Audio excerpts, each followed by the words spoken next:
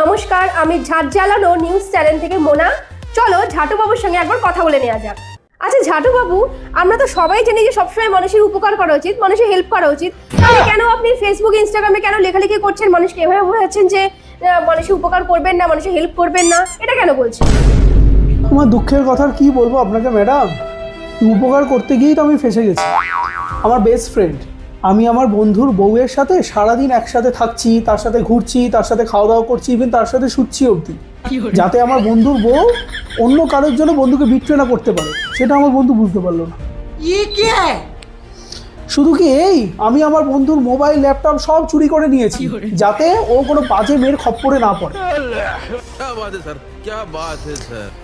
আমি আমার বন্ধুর পকেট থেকে পার্স চুরি করে নিয়েছি, যাতে ও অন্য কোনো মেয়ের সাথে ডেটে না যেতে পারে। আমি আমার বন্ধুর সমস্ত নেশার জিনিস, বিড়ি, সিগারেট, মদ সব চুরি করে নিই, যাতে ওর লিভার ভালো থাকে, ওর ক্যান্সার না হয়। ইভেন আমি আমার বন্ধুর বাইক অব্দি চুরি করে নিয়েছি, যাতে ওর কোনো অ্যাক্সিডেন্ট না হয়। এরপরেও আমার বন্ধু বলে কিনা আমি চোর, আমি ছোট লোক। ভাবতে পারেন? আমার দরকার নেই মানুষের উপকার করা। কেউ করবেন না, আপনারা কেউ করবেন না আর উপকার মানুষের।